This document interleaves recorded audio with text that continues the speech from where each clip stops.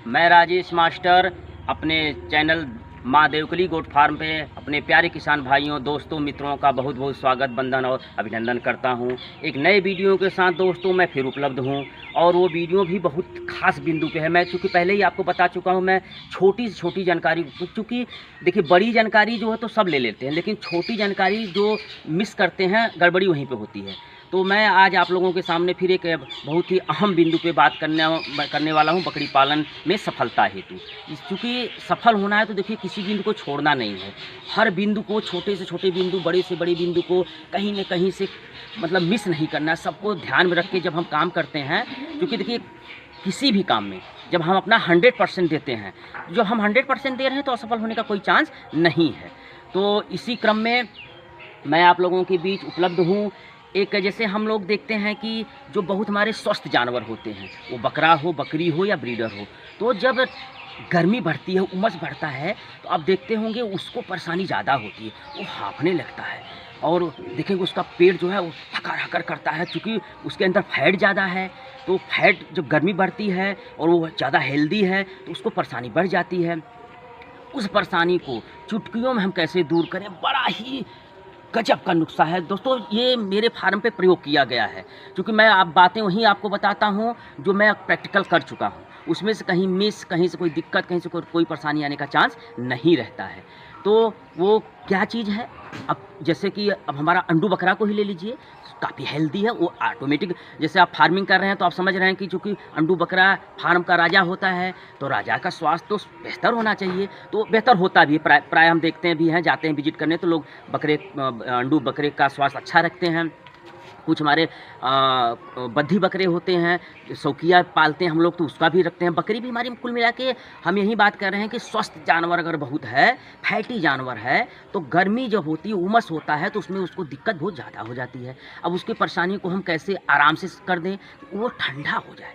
जब उसकी बॉडी ठंडी हो जाएगी तो ऑटोमेटिक वो राहत में आ जाएगा। तो हम क्या करते हैं कि देखिए है तो महंगी चीज़ और महंगी भी है और ज़्यादातर वो हमारे यहाँ घर में उपलब्ध भी रहती है। प्राय हम लोग देखते हैं गांव में छोटा बड़ा कोई किसान हो, एक दो गाय या भैंस तो रखता ही रखता है।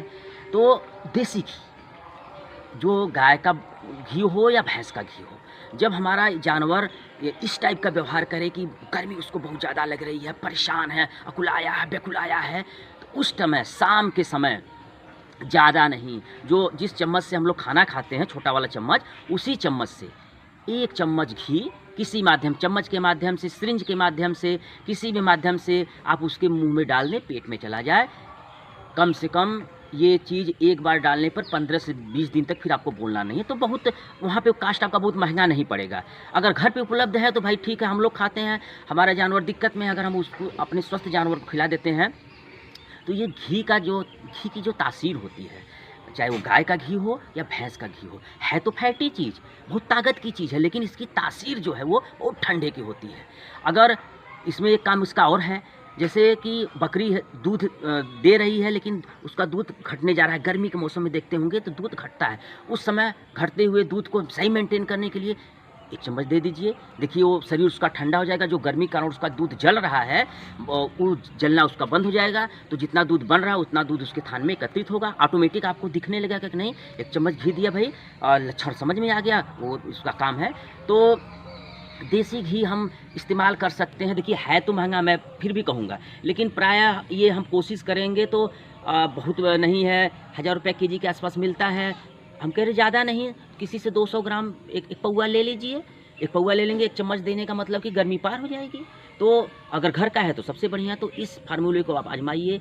स्वस्थ जानवर जो होते हैं उनको गर्मी लगती है, तो इस फार्मूले को अपनाइए। बड़ा ही, और ये स्पेशली कब काम करता है, जैसे बरसात हो जाता है, बरसात के बाद तेज़ धूप निकलती है तो उमस पैदा होता है, अगर हवा नहीं चले तो हम लोग अकुला जाते हैं, उस समय दे दीजिए। और मई जून की जब तेज़ गर्मी आती है, लू का थपेरा चलता है, सबको नहीं देना, देखिए यहाँ चीज़ का ध्यान रखिए, सबको नहीं देना, उसी जानवर को देना है जो बहुत हेल्दी हो, बहुत ज़्यादा स्वस्थ हो और वो हाँफ रहा हो। तो वो हाँफते हुए जानवर, जो हाँफने वाला जानवर है, उस जानवर को जब ये चीज़ आप दे देते हैं तो वो ठंडा हो जाता है, नॉर्मल हो जाता है, उसका स्वास्थ्य बना रहता है। तो बहुत कुछ न बोलते हुए मैं राजेश मास्टर अपने वीडियो को समाप्त करता हूं और आपसे बार बार मैं रिक्वेस्ट कर रहा हूं, इस वीडियो के माध्यम से फिर मैं आपसे रिक्वेस्ट कर रहा हूं कि वीडियो को लाइक और चैनल को सब्सक्राइब करना ना भूलें दोस्तों, और वीडियो को पूरा देखा करें।